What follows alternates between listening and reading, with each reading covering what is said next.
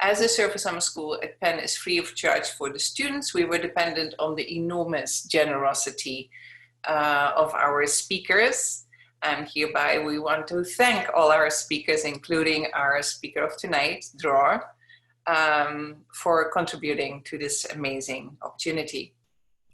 Tonight's final lecture of the series is given, as I said, by Dror Benshetrit, an Israeli artist, designer, and inventor based in New York City, who graduated from the Design Academy in Eindhoven, the Netherlands. Of course, I have to say that, as you all know where I'm from.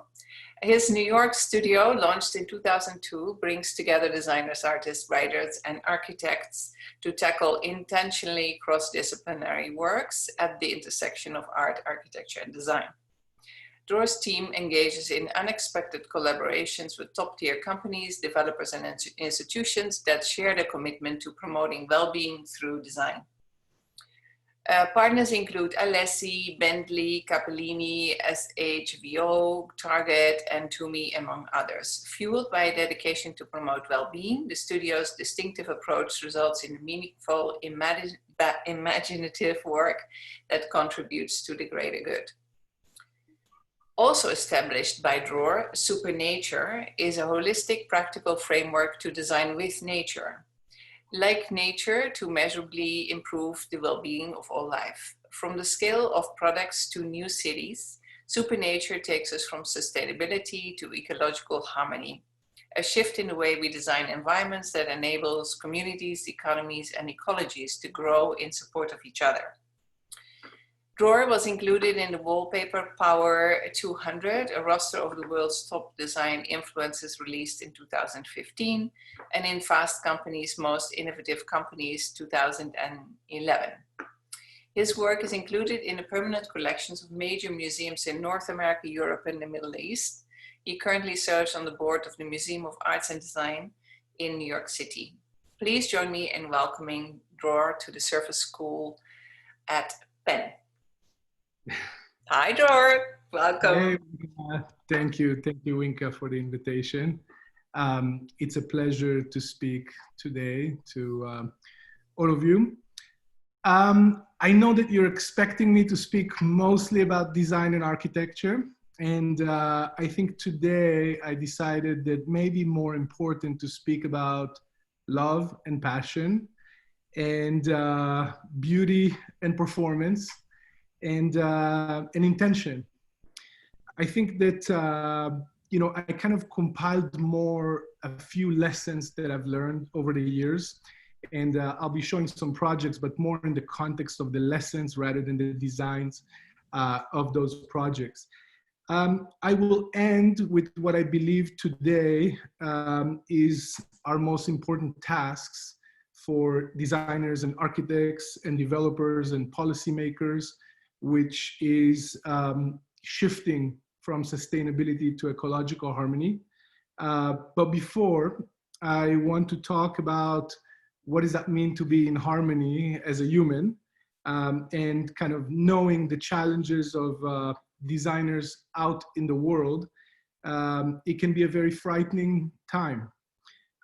So I actually want to kind of go there and share with you, you know, what happened to me a day after, you know, there are no more assignments, there are no more deadlines, and there's nothing on your calendar that besides birthdays and holidays, that it really indicates your professional trajectory moving forward. You're on your own, and that can be quite frightening. For me, you know, a day after I finished my design academy in Eindhoven, I decided to move to New York, and I remember just before I left Eindhoven, a dear friend of mine says, "Dror, are you sure? Are you sure you're really like leaving and moving to New York and abandoning, you know, this incredible network that we built here as students?" And he said something that I will never forget, and I've been repeating quite often. He said, "Dror, you know, I see a pattern here. You know, you very often plant seeds, nurture the plant, take care of them, and then when they are ready to fruit, you go and you plant another." And here I am saying, yeah, I'm moving to New York. I don't know many people in New York, really just a handful. And besides that, I had enough budget to pay for first month rent and a little bit of food. And my very first project that I did was pretty much about that. Let me actually put this slideshow on, and I'll be going kind of in and out from this. Oh. Second. So, you know, when I moved to New York, the very first project I wanted to work on was a project that really reflects my feelings. And at that time, you know, really not fully understanding what I've done and the consequences of being a naive boy in the big city, I really felt the need to do something that reflect that feeling and kind of understand that the experiences that I take myself into are the experience that shapes me as an individual, and I should embrace those experiences and I should understand the value that they bring. So, you know, this for me was also not just because this project was a commercial success. It was also really a moment where I understood that reflecting on my feeling and reflecting on how I view, you know, my need to express my internal feelings, it's really can manifest in the work that we do. So, you know, at that point, I realized that I started over my career many times over and over again, and kind of dived into a very diverse portfolio of work ranging from small product design to very large architectural projects. And every time you kind of dive into a new challenge, and you kind of have to explain to yourself that, you know, the amount of knowledge that you're lacking can be met by bringing a list of specialists that can really support this effort. You start to build a different understanding of the kind of value that you can bring to projects. So I just put a few projects in the background, and I'm going to, in a second, speak about a few key projects that for me have been really instrumental and gave me a lot of lessons throughout. Maybe just one more project in the same context of expressing pure feelings. You know, the Peacock chair, which is, you know, one of the products that the studio is mostly known for, was really born out of a breakup.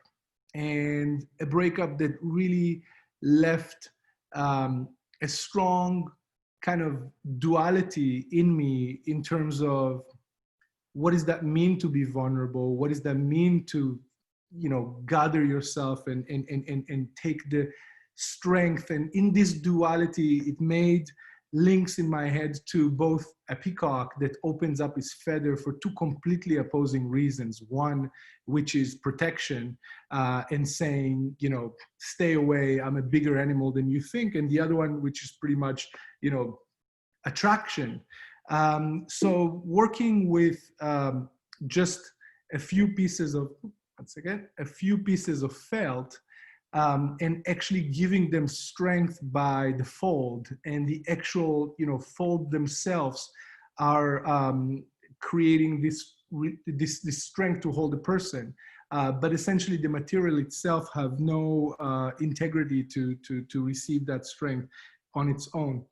And here again, I kind of felt that, yes, those are not commission work, and this is quite different at times from commission work, but those are work that really express where I am emotionally and what I care about at the moment. What am I trying to solve?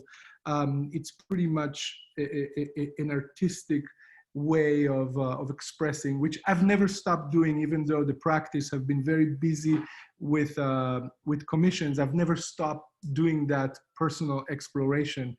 You know, one of the things that that I remember actually is an interesting ritual that I used to do early in my days in New York. And sorry, just one second, let me stop the sharing.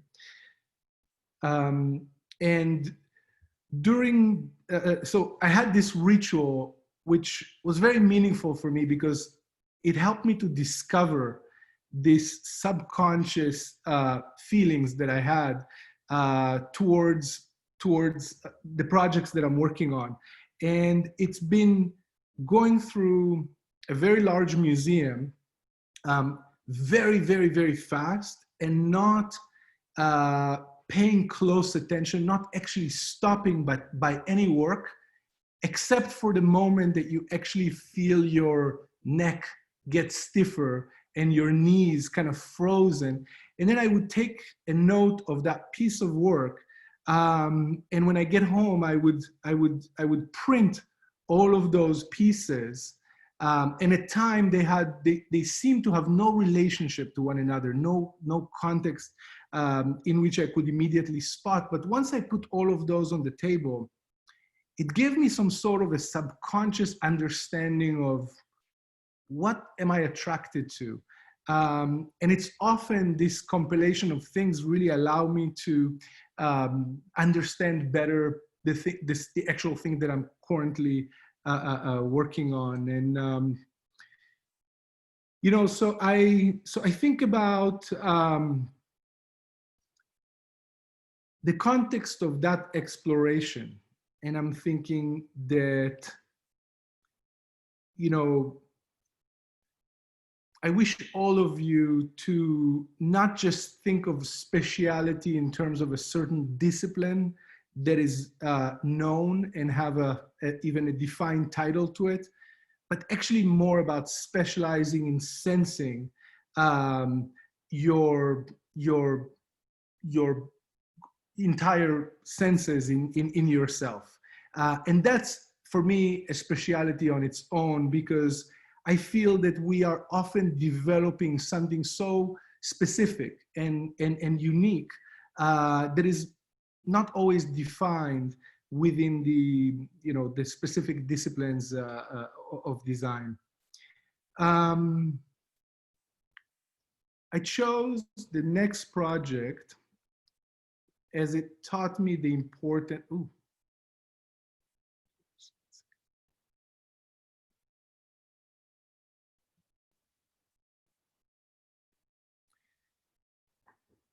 it taught me the value of ideas. It taught me that actually ideas are your insurance policy. And, you know, this was our very first architectural commission that got built in the UAE.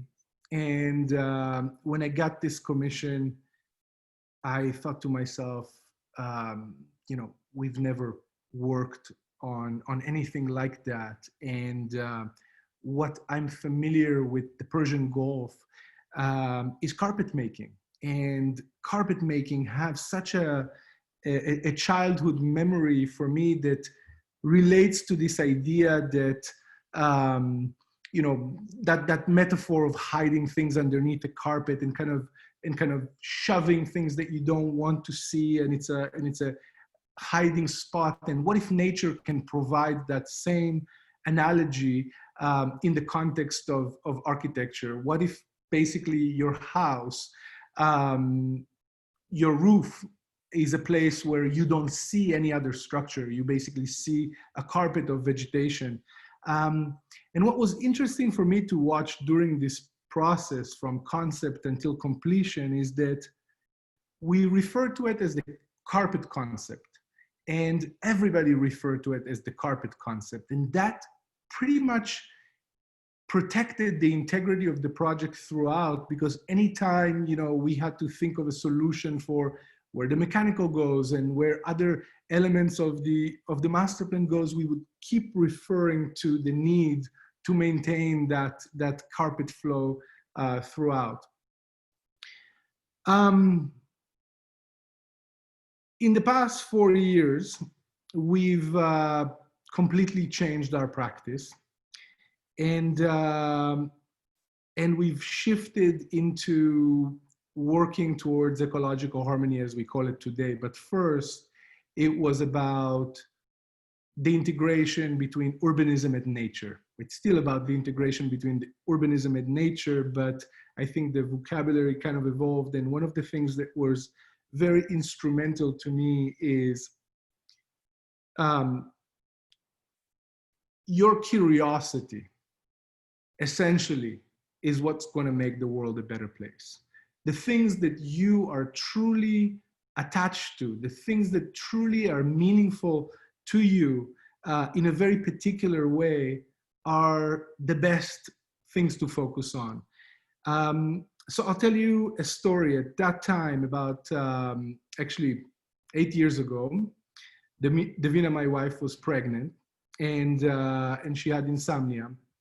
And the place that she could sleep best was outside of the city. So we would go to different places outside of the city, and at some point we just end up finding a place and buying a place. And for both of us urban kids that lived all of our life in cities, that place showed us a different relationship.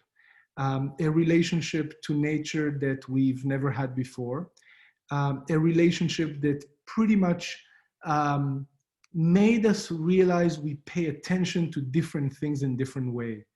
And that started a whole journey for me of understanding what is it about nature that changes the way we behave, changes our health. I realized at some point that all of my best ideas were born here. And then Supernature was born.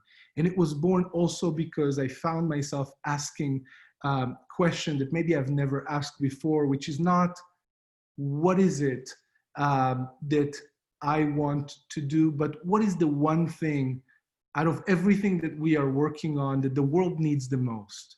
And I realized that it's basically to create a new type of relationship between urbanism and nature, between communities and nature. I'm not speaking much today about Supernature, and we're not yet have debuted anything from the work that we've done in Supernature, as we are getting ready for a debut sometime later on this year.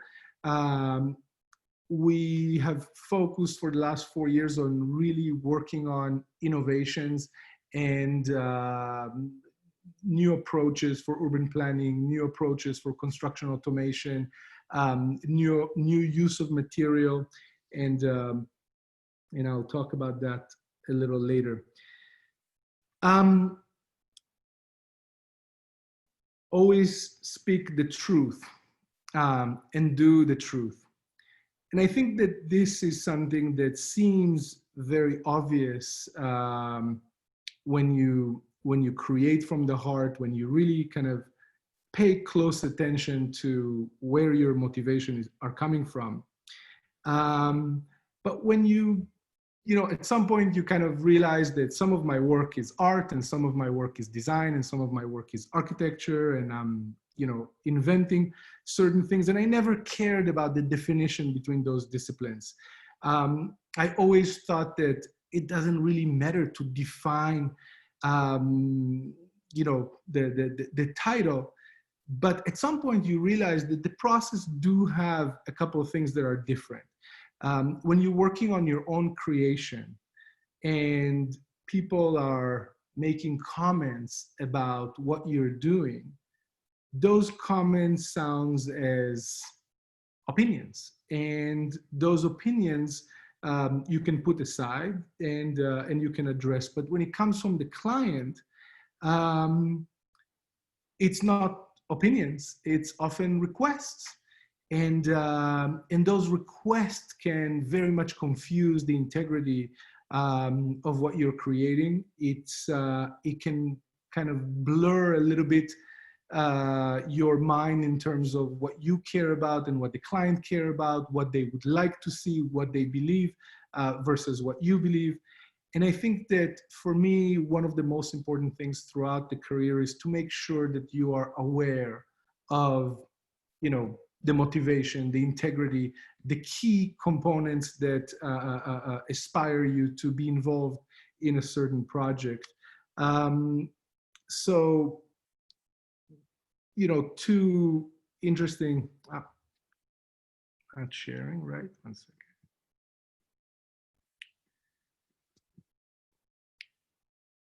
So, you know, two interesting projects about that is first the Istanbul Fatih Forest, which was supposed to be Istanbul's largest central park. That project really got me thinking a lot about the relationship of people to a park, or the lack of relationship to a park. A place like Istanbul that doesn't have a central park, most people are not interacting with nature a certain way, and part of our responsibility is to bring certain conditions to encourage people to spend time with nature. So first, the idea of creating something that is familiar, something that that people are comfortable with, and then we realize, you know, if fear is the driver to most relationship that we don't have, then what we need to do is create conditions for pretty much the opposite, condition for people to fall in love with nature. And in certain explorations of conditions with nature, one of the things that was important for us is to find ways to slightly enhance certain experience within the context of this park, to allow people to isolate certain feeling or amplify a certain component. So one of the things that, actually this is the beginning of the park, that starts with this very familiar kind of geometric form. And slowly, as you progress further and further into the park, those forms are starting to be more and more organic, until you have like a pretty much uninterrupted nature. And that's to kind of ease that transition. And then of course, a couple of other experiences that let you interact with the nature in a different way, like that trampoline that you saw, oh, here it is, like that boardwalk that kind of lets you experience trees at different height that you would typically experience, and at the very top have the ability to actually jump and kind of see above the tree line. You know, from that project, we've learned that the same client was working on Galata Port, which is this 1.2 kilometer of boardwalk, and the neighborhood behind it. And we said, we need to know more. We want to participate in this competition. It was a very small invited competition. And one of the things that I realized here is that we actually won this competition together with Gensler, simply because we've invented a product design solution to a master planning problem. The issue, the main challenge was, in a place that needs to function as a cruise ship for the majority of the year, cruise ship basically take enormous amount of space, because every vessel brings with it 4,000, 5,000, 6,000 visitors at once, which is like, you know, 12 747 Boeing landing simultaneously, and everybody needs to go through passport control, and there is, you know, enormous amount of equipment that needs to go on board, and garbage that needs to be taken out. So you pretty much had to close almost 1 million square foot of space for the terminal. And the thing that we've done is basically invented a hydraulic boardwalk that brings from below sea level a hydraulic boardwalk an hydraulic gangway. And that gangway is pretty much picking up all the passengers from the boat and taking them straight to the basement level of the site. And by doing that, pretty much leaving the entire ground area open to the public. The interruption is very minimal. The actual boardwalk itself functions as the secured wall around the vessel. And as soon as passenger left and all of the unloading and unloading happened, it closes and then the boardwalk is open as well. But the reason I'm sharing this project is more to the fact that we've never at that time worked on a project with so many stakeholders and so many advisors and, you know, an enormous endeavor, $4.5 billion in construction budget. And all of the opinions and everybody's, you know, approach to this kind of cluttered at some point the motivation. And I think, you know, I look back at the process and I'm thinking we lost somewhere in the middle, almost a year or a year and a half of returning back to some of the original motivations that we had, which were about, you know, opening that space, connecting that space to the rest of the fabric of Istanbul. And yeah. Which takes me to the next topic, which is failures are the boulders for your next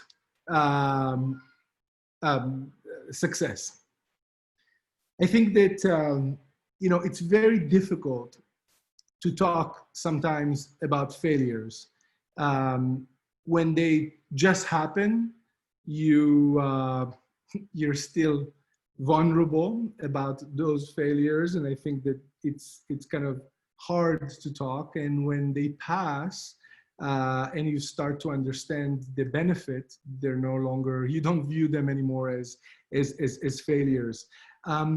The context on which I'm sharing this with you is not the actual projects that we've done with Dror, which is a structural system that we've invented that was born out of this one project for Swarovski, this chandelier project for Swarovski. As a very naive exploration in the workshop, I discovered that by connecting 4 identical elements in a particular way, in a way that, you know, a piece is connected to its diagonal, those 4 pieces have the ability to open on its axis without a hinge and create triangulations that are opposed to one another from all 4 sides, which resulted in tremendous strength. And that started a complete fascination that ended up with 6 years of exploration of this geometry and enormous amount of applications that gain benefit, that had benefits from the structural capability of this geometry, both in an open position and in a closed position, what you see here. Essentially, it took us quite some time to understand how to kind of parametrically deal with this, and we've spent a lot of time kind of refining different parametric models that allows us to, at some point, relieve the thickness in which those components would rest on one another and rely completely on triangulation, and do a lot of different explorations of scale and size and typologies and material need.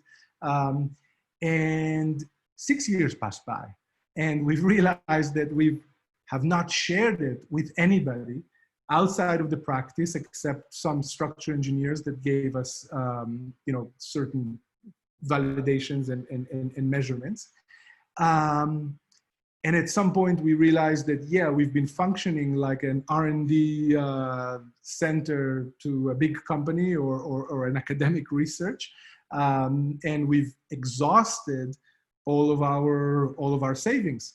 So we kind of got to a point where we said, okay, what's next? How are we taking it to the world? What should we be doing?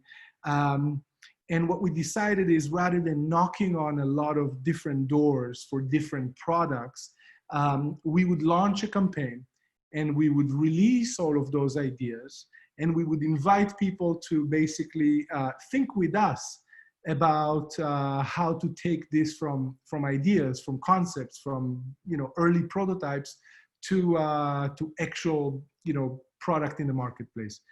And one of the things that we forgot to do, we've done an extremely successful campaign in 2011 where we debuted it in Design Indaba and got a lot of attention through that and through the media at that time. And we did not realize that we do not have a business strategy to each one of those directions. And people started reaching out to us from all over the world.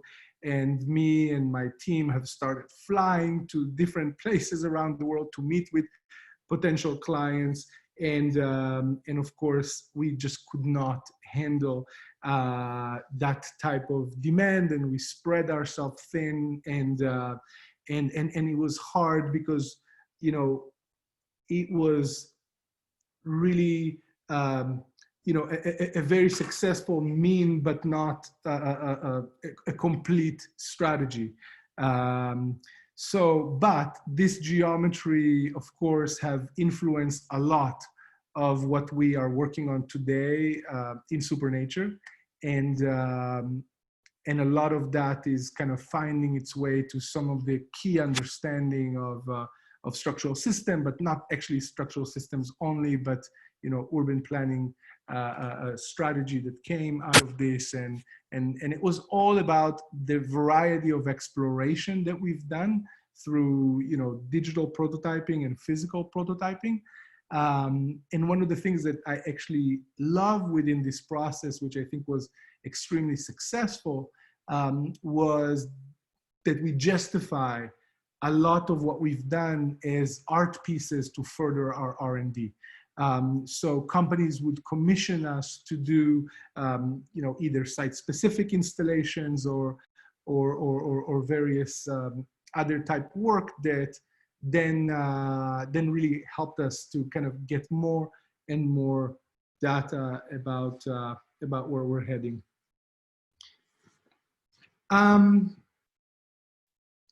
But then, as I mentioned before, I had a very interesting catharsis, a very interesting moment where I realized that it's great that we kind of built this practice of working as comprehensivist, collaborating with a lot of specialists. But at some point, we really felt the need to hone to one mission. It's always been about well-being, and it's only been about the well-being of people. And when I say well-being, it meant for the most part the well-being of the people that are interacting with our projects. If it's product design, it's the, of course, clientele that you are working towards, and some of the public architectural work, of course, is for everyone. But we've, I think, neglected to think of some of the additional consequences of what we do. And this is where, for me, sustainability is simply not enough anymore. We cannot just think about what is it that we can do better. In certain areas, we have to have the responsibility to really think about the entire chain that interacts with what we do, the pollution of the material that we're using, the afterlife of the products that we are putting. And when we talk about well-being, it's not just the well-being of people, it's really the well-being of all life and all living things. So Supernature essentially really thinking about the built environment in a different way. when we look at cities today, especially in this time, the things that don't work are amplified. And I think that this is the first time that people see, similar to Bruce Mau's word in massive change 15 years ago, that it's really a time for us to think some of our problems holistically and comprehensively, and it's time for us to look at the built environment as a whole. And it's not just about respect. It's not just about our responsibility. It's about a real understanding that healthy environment means healthy life to human. It means that we are interconnected. It means that when we mean community, we don't just refer to our neighbors and our family, but we refer to everything around us. And yeah, so in general, I think that that if we look at the growth of the world population in the next couple of decades, it's clear to us that the massive built environment that we created over the last 50 years is exponentially growing. And our goal is essentially to stop the urban sprawl to continue in the same way that we are currently building. And what it means is that it is our responsibility to experiment with new building typologies. It is our responsibility to try a better reality. And let me just stop the sharing.